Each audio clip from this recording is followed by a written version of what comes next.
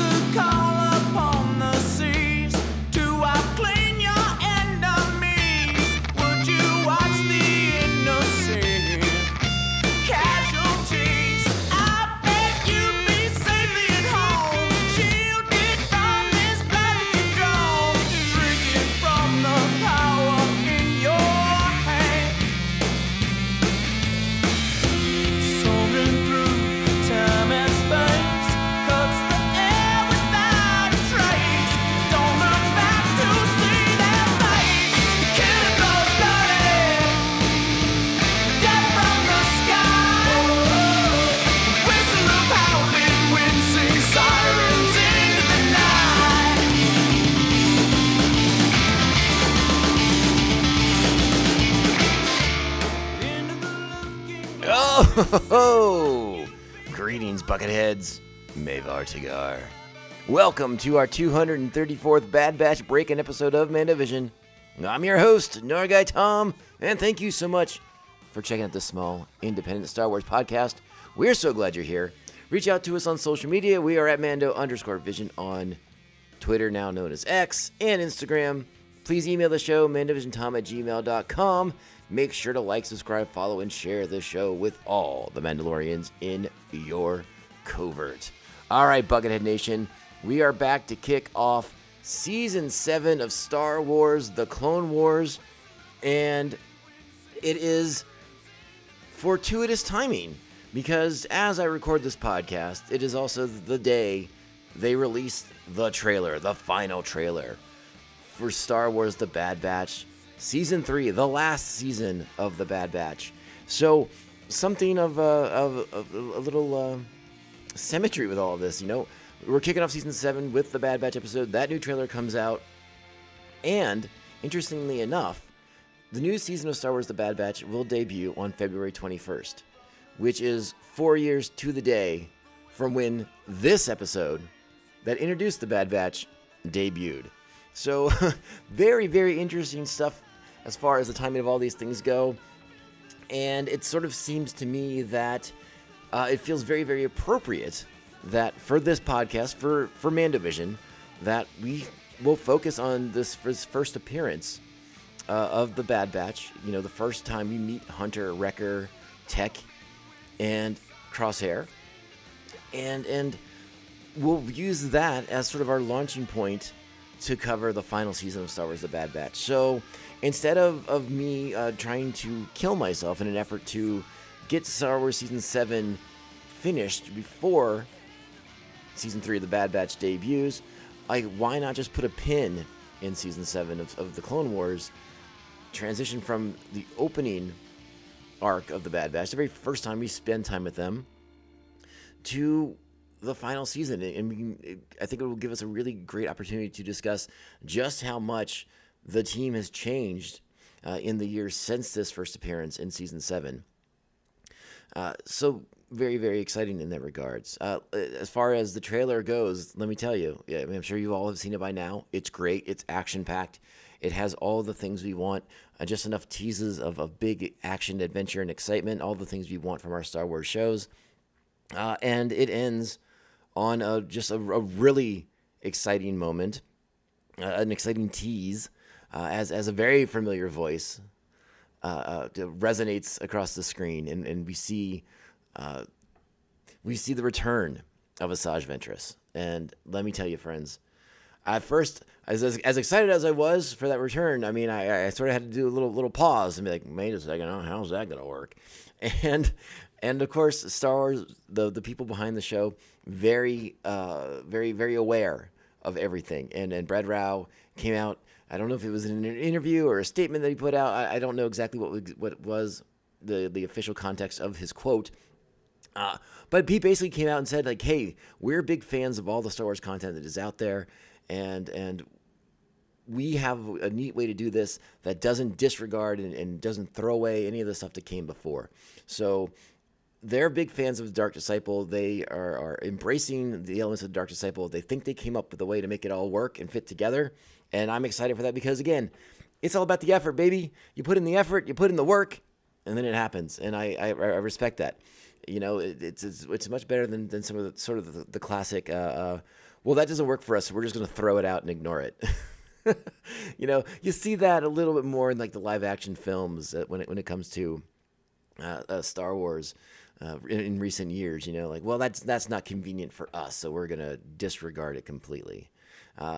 Brad Rao stating very clearly that they are fans of the work that's been done with the character of Ventress, with the Dark Disciple novel itself, and again, what was going to be part of Star Wars: The Clone Wars had it not been canceled abruptly in the middle of Season 6.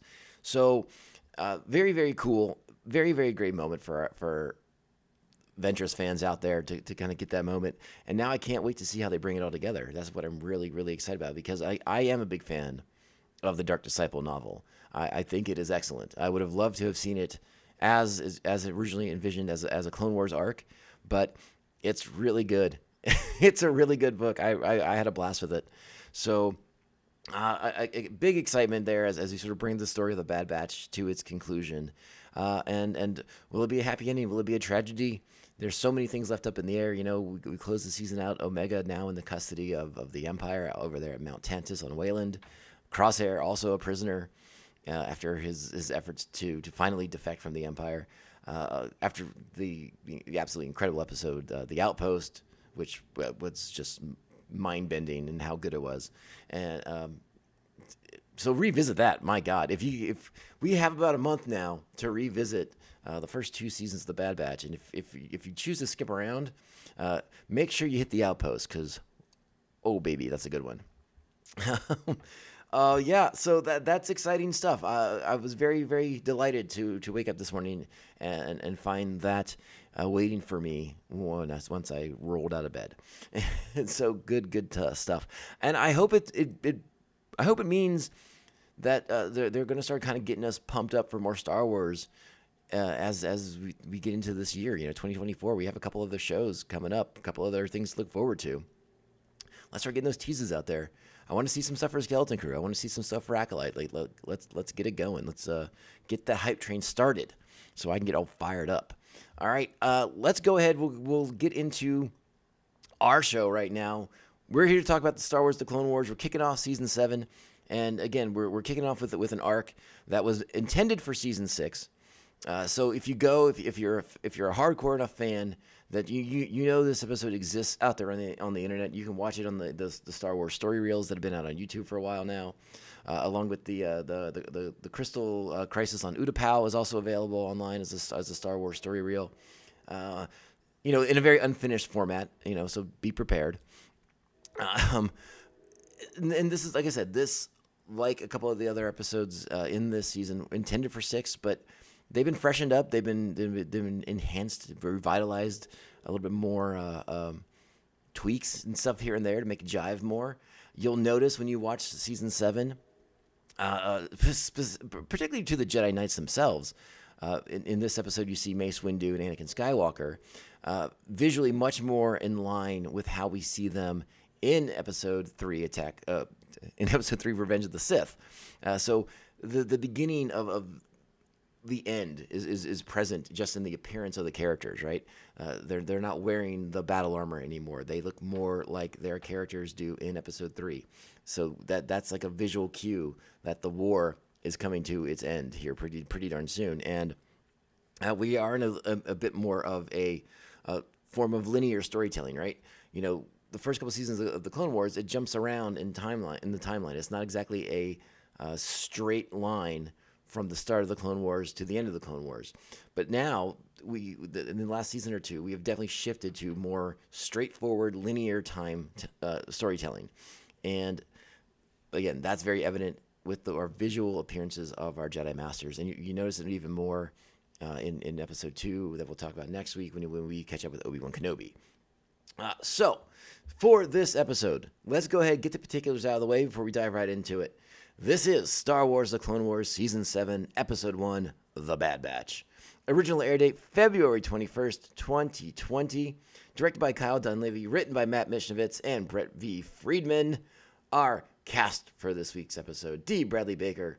He's doing the Lord's work in this episode because he's not only is he the Clone Troopers, not only is he the Bad Batch, he's also Admiral Trench.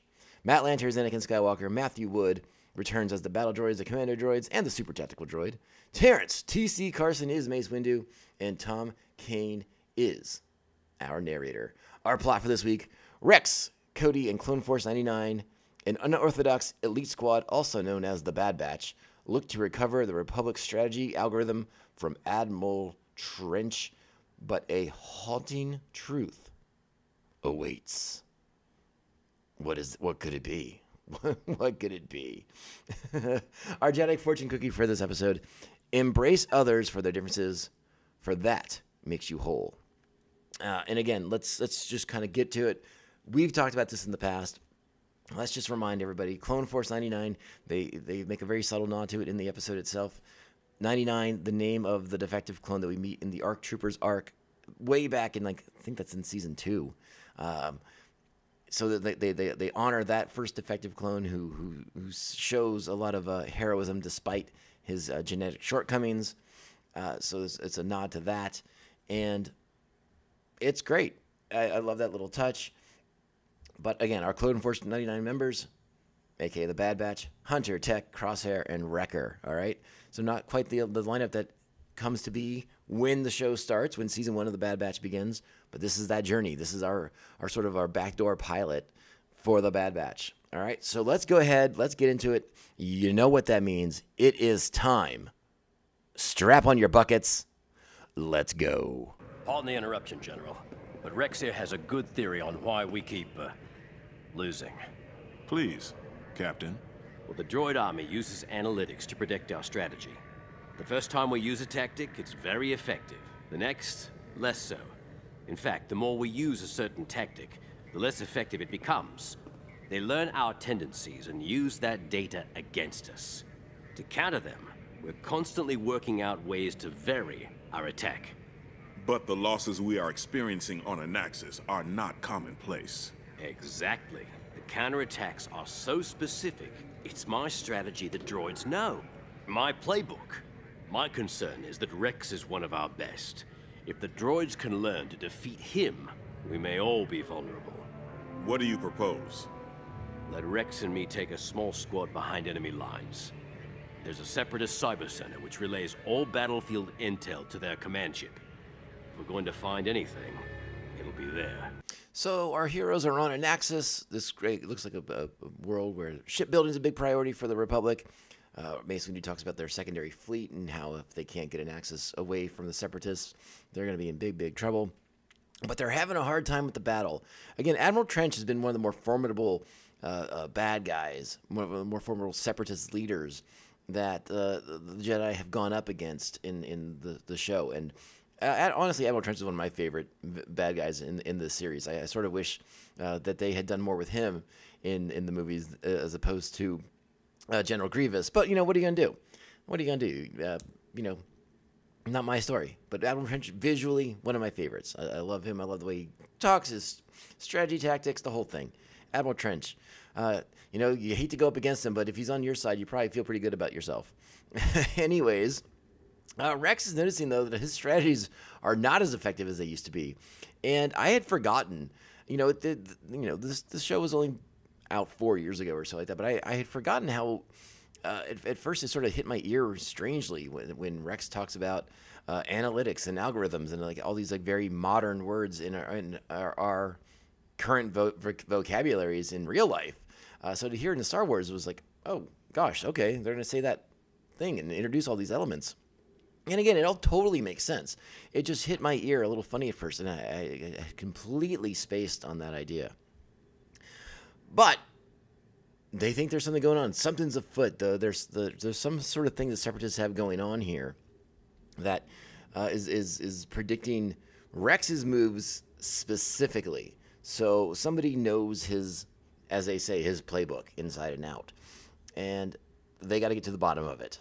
Now, I want to play this little conversation between Cody and Rex that is good. Let's just go ahead and play it. Fives. Echo. Before that, Heavy. There's so many troopers. Gone. Yeah. Regular folk don't understand. Sometimes in war, it's hard to be the one that survives. That's what I'm worried about. Well, what do you mean? I didn't tell the generals. They might think I'm crazy. In fact, you might think I'm crazy. Well, what is it? I think Echo's alive.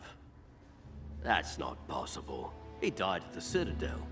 The way the droids are countering us here, the strategies I'm using, they're all old battle plans Echo and I drew up together.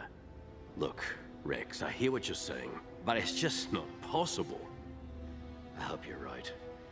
But the fact is, Echo's fingerprints are all over these separatist strategies. Rex, you have to admit what you're saying is a long shot at best, and most likely, misplaced hope. I need you to be focused on this. I know. I know. Don't worry. So, what squad are we taking in? Clone Force 99. All right, let's go ahead. Let's just go ahead and play the moment when Clone Force 99 arrives in their Saber Dart-esque ship that we know so well now. Let's go ahead and hit the moment. So why haven't I heard of this squad? Experimental Unit Clone Force 99. The defective clones with desirable mutations. 99, eh? Huh, nice touch. They call themselves the Bad Batch.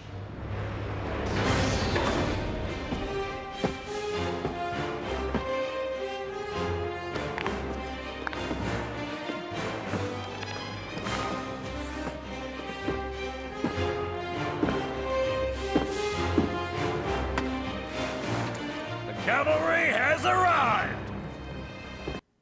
And with that, you get the great moment there. The first introduction of the Bad Batch's theme, the different tone in their armor colors, very visually striking as they deboard with their helmets on, which didn't make a lot of sense to me, but hey, whatever. They look cool as heck coming out of the ship, and you're automatically intrigued. You're drawn to these characters. You're like, hey, tell me more about Clone Force 99 and these desirable mutations. And again, these are all things that we're going to get to see throughout the course of this arc, because each character gets like their moment to sort of shine. In this first episode, Wrecker's strength comes into play in a big bad way, and so we get to highlight that. In the next episode, we see a lot of Tech and Hunter and Crosshair even. So we get our chance to connect with them and understand about these desirable mutations in a little bit of a different. It unfolds naturally through the course of the action in the story, which is really, really great.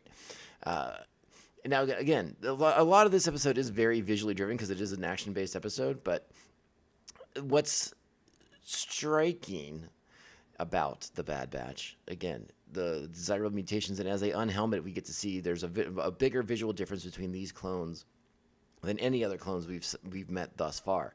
So makes them more distinctive, and it sets them apart from the rest of the clones, which, again, through this episode, we will see how even amongst clones, the Bad Batch is different.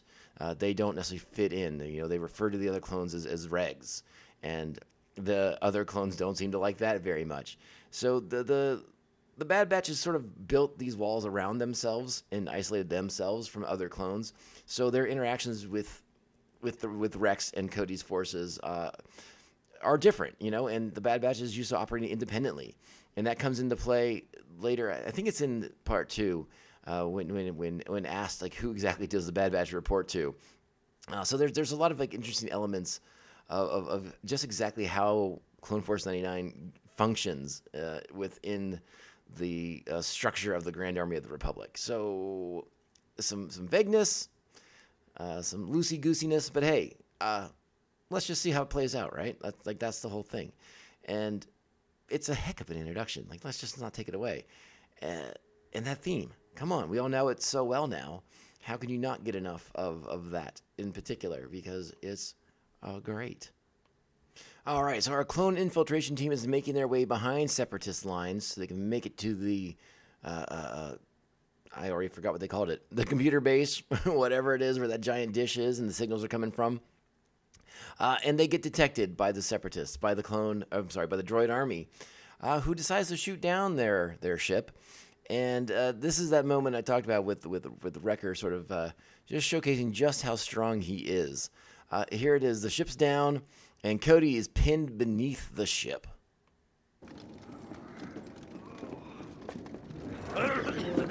We always get shot down when we travel with Regs. Cody! Help! He's trapped! We have to do something. I'll get him. Whoa. Easy, Captain. Wrecker, get him out. Get back! This is ridiculous. He's gonna need help to get Cody out of there. He's gonna get the gunship out of there, not Cody.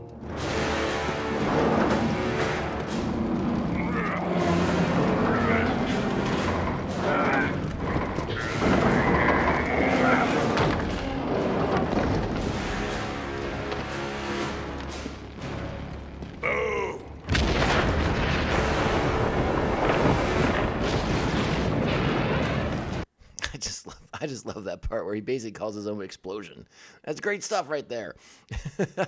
So, again, we're starting to see those differences between Clone Force 99 and the regular clones that we've known for 7 seasons of the show now. Again, really just sort of highlighting why the Bad Batch is unique and different and would make compelling characters in their own series, which, hey, that worked out, didn't it? Great job, everybody. Great job. All right, and now it's not too long before the crash and the explosion are going to bring more droid forces down on the good guys, and this is the moment for the Bad Batch to shine as we see how effective they are as a combat unit, and they make pretty short work of a bunch of battle droids that are dispatched against them, but it's super cool, executed very, very well. Again, sort of the tone of the music, the nonstop action of it all. Hunter ripping through the lines, their tactics that they use. It's very different than stuff we've seen from the clones in the show to this point. You know, they operate very, very differently and very, very uniquely, as opposed to what we've seen from the sort of more Grand Army General Infantry sort of aspect of the Clone Wars thus far. You know, it's much more of a unit, the way they sort of have each other's backs and they move throughout the battlefield in a very organized, tactical way. Very cool, great action sequence here.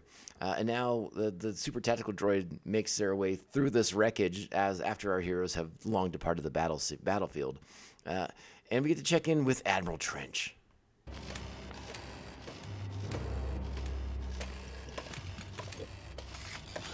We wanted to speak to you directly, sir. This infiltration is irregular. Were there Jedi with this squad? Just clones, but using tactics like we have never seen before. Interesting. They're on foot now in the middle of nowhere. Sweep the area, locate these clones, and notify me if the incursion escalates. All right, let's go catch up with the heroes here, the Bad Batch and Rex and his crew. Cody's badly injured, and it changes a bit of the leadership structure here. And then the Bad Batch, again, used to working more independently, as opposed to with the Regs, as they call them. And Crosshair, as we know, enjoys stirring the pot, and he does it here too. Listen up. We have to move out. Commander Cody's in no position to move. Already called an evac. Kix will stay with Cody until it arrives. I'm in charge now, and I've got a plan to get into that cyber center. If your plans are so good, why did Commander Cody have to call us in? You can't talk to Captain Rex like that. Says who? Oh! Put him down! Stay out Hey, of it. watch it! Guys, come on. Wrecker, drop him now. Fellas, come on. We're all fighting for the same thing, right? All right then. Let's cut the chatter and finish what we started. We'll do it your way, Captain. For Commander Cody. Okay. Let's gear up and move out. All right, and you know, I know we talked about it back in season 1 of our Bad Batch coverage because we did not cover this show when it came out because we wanted to do the Star Wars: The Clone Wars chronologically. So now we're to it, and I know I talked about it, but I'm still delighted by Hunter's appearance. You know, it's very John Rambo, very First Blood, and the red headband and all of it. It's got a little bit of that Sly Stallone 80s hair. I'm a big fan. That's just a good look to me. That's a great little homage, I suppose, to John Rambo himself, and I dig it. All right, so Rex and the Bad Batch have now stormed an outpost and drawn a little bit more attention to themselves. Let's check in as the super tactical droid checks in with Trench for the latest on what these infiltrators might be doing in the Separatist territory. Sir, we tracked the clone strike team here. They seem to have captured this location and deserted it. I cannot calculate the logic of this assault. There is no tactical advantage to taking the outpost. Their target will be the nearby cyber center. They must know about the algorithm.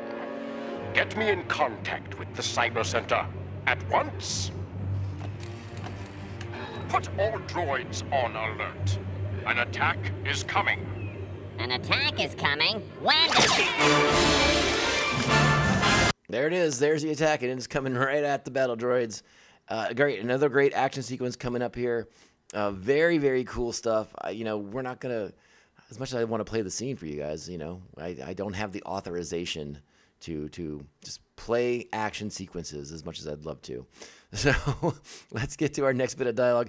Check out the action, though. It's great. They do a really stellar job blowing up these battle droids. I love the precision in which they kill them. Kill is maybe a strong word, but destroy them. Good stuff. All right, so the Batch and the Regs that are still there, they're going to be holding off the droids while Tech and Rex search the Cyber Center for the algorithm and just what the heck is going on. Okay, I'm in. What am I looking for? Here's the algorithm. You're looking for a program using this sequence.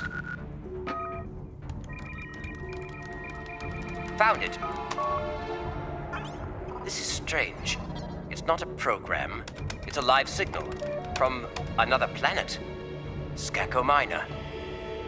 A live signal? All right, Skako Minor, as you may or may not know, home to the Techno Union, Wat Tambor. He's a Skakoan. I think I said that correctly. They and Skako Minor is a planet that is next to their home world. The Techno Union has moved their headquarters to Skako Minor. The Polmex are the inhabitants, the native inhabitants of that planet. We'll meet them next week in the second episode. But yeah, that's sort of like a little bit of our teaser right there. We're gonna catch up with Wat Tambor himself and the Techno Union. But now we got some more hardcore action going on here. But the episode's coming to its thrilling conclusion. All right, so let's go back into the command center where Tech and Rex are hard at work. Here it is. This is audible. Patch me in. I want to hear it. What is that? It sounds almost human. It can't be. All right, now Crosshair is going to go pick them up a ride so they can get the heck out of there once they get the information that they need. So again, more action, more dead battle droids blown into the bitty bits by Crosshair with his super efficient sniping skills. Let's go back to it with Tech and Rex. Let's go. Tech, find out who is sending that signal. Ask who that is. CT-1409. CT-1409. I don't believe it. CT-1409. CT. We're gone. Rex, let's go. CT. Rex, now! CT-1409. All right, now it's time for our heroes to make their escape from the facility and close out this episode. But before we do that, we're going to go back to the outpost where the super technical droid's reaching out to Admiral Trench again, who's about to be very unhappy. We have chased the clones out of the center, sir. They are retreating back toward Republic lines. Did they download anything from the central computer? There seems to be no intel missing, but there appears to have been a connection made with Skako Minor. What?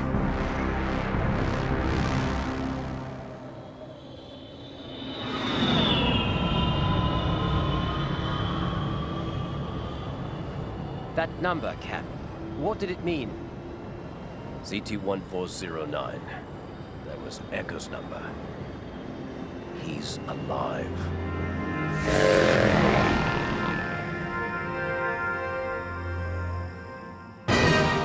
And there it is, the closing of Season 7, Episode 1, The Bad Batch. And what a action-packed thrill ride it was. It's 9 buckets, baby. 9 buckets. Loved it, loved it, loved it. Could not get enough. And I'm really jazzed up to talk to you guys all about what's coming up in the next episode, as if we haven't already seen it all. But again, nice to go back to these first episodes with the Bad Batch. It's going to be really great to do a little compare and contrast with this version of the Batch here at the beginning, you know, at the height of the Clone Wars itself, to the Batch that we're going to catch up with here in a few weeks when Season 3 comes. And you know, the team is scattered, and they've been through a lot in the post-Clone War era here as the galaxy has transitioned to the rule of the Republic. The clones have been I don't even know the right word, like retired, forcibly retired by the recruitment and the initiation of the Stormtrooper program. It's going to be very interesting, I think, to have these episodes right in our pocket as we get to the final season of Star Wars: The Bad Batch. So I think timing-wise, things have worked out pretty well, and I don't think I could have asked for too much more. Yeah, it would have been nice to finish Season 7 instead of having to interrupt it. But timing-wise, being able to have these first 4 episodes with the Batch and go right into Season 3 of the Bad Batch show will be awesome. I think it's going to be great. So it's going to work out stellar. And then we'll be back here to wrap up Season 7. It's going to be phenomenal. Just wait, Bucketheads. I want to take the time to thank everybody who continues to be an amazing supporter of this podcast, downloading, sharing it, telling people about it, getting out there on the socials. I truly, truly appreciate it. Everyone here, everyone who takes the time to do that, you are my best friend, and you mean the world to me. So thank you very, very much. This is the Mandovision Podcast. I am your host, Nargai Tom. Thank you for checking us out. The small independent Star Wars podcasts are the ones who need the amazing, dedicated listeners the most. Because, hey, those big shows, they're going to be around. They're not going anywhere. Reach out to us. We're on Twitter/X and Instagram at Mando_Vision. Email the show, mandovisiontom@gmail.com. Make sure you're liking, subscribing, following, and sharing the show with all the Mandalorians in your covert. If your podcasting platform gives you an option for reviews, 5-star reviews are great. They're so insanely helpful. Especially if by chance you are listening to this podcast on YouTube, 5-star reviews there are great too. I haven't checked those in a hot minute because, again, we're not really doing like a visual formatted show for YouTube. And most of the time my episodes get kicked off anyways because I have clips from Star Wars in it. But if by some chance an episode makes it through, go ahead and give us a review. We'd truly, truly appreciate it. Thank you all so, so very much. Again, I think that's going to be it. We're going to be back next week for the second episode of Season 7, Part 2 of the return of Echo and the Bad Batch itself, their debut episode, their debut arc. And we can't wait to talk to you then. All right, Buckethead Nation, go out there, continue to be excellent Star Wars fans to each other, and to the community at large. Remember, it's all about the positivity. We bring the positivity. We fight off the toxicity of the fandoms, and that's why we're awesome. Buckethead Nation, you are the best. I will be back with you all very, very soon. Take care of yourselves. Take care of each other. And remember, this podcast can only end one way. This is the way. This is the way. This is the way. This is the way. Admiral, we have enemy ships in Sector 27. It's a trap!